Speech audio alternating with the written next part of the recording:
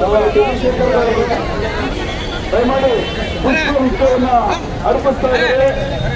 ಶ್ರೀಮಾತೆ ಲಕ್ಷ್ಮಿಗೆ ದಯಮಾಡಿ ಕಾರ್ಯಕ್ರಮವನ್ನ ಚಾಲನೆಯನ್ನು ಕೊಡ್ತಾ ಇದ್ದಾರೆ. ಎಲ್ಲರ ಪರವಾಗಿ ಈ ಕಾರ್ಯಕ್ರಮದ ಆಗಮಿಸಿದ ಗಣ್ಯರಿಗೆ ಹೃತ್ಪೂರ್ವಕವಾದ ಧನ್ಯವಾದಗಳು.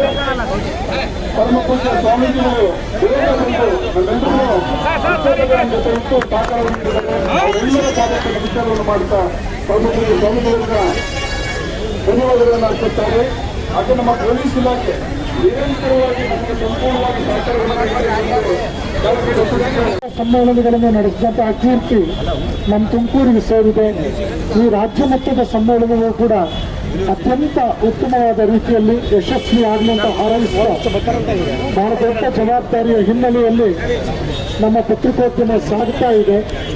ನಾವೆಲ್ಲ ನೆನಪಿಟ್ಕೊಳ್ಬೇಕು, ಯಾವುದೇ ಕಾರಣಕ್ಕೆ ಪ್ರಜಾಪ್ರಭುತ್ವ ಸಂವಿಧಾನದ ಆಶಯಗಳಿಗೆ ಸಾಕಾರ ರೂಪ, ಮಾನವೀಯ ರೂಪ ಕೊಡುವ ಶಕ್ತಿ ಪತ್ರಿಕೋದ್ಯಮಕ್ಕಿದೆ. ಆ ನಿಟ್ಟಿನಲ್ಲಿ ಪೂಜ್ಯ ಸಿದ್ದಲಿಂಗ ಮಹಾಸ್ವಾಮಿಗಳು ಹೇಳಿದ ಹಾಗೆ ನಮ್ಮ ವರ್ತಮಾನವನ್ನು ನಾವು ಗಟ್ಟಿಯಾಗಿ ರೂಪಿಸಿಕೊಂಡಾಗ ನಮ್ಮ ಭವಿಷ್ಯ ಅರ್ಥಪೂರ್ಣವಾಗಿ ಮುಂದುವರಿಯುತ್ತೆ.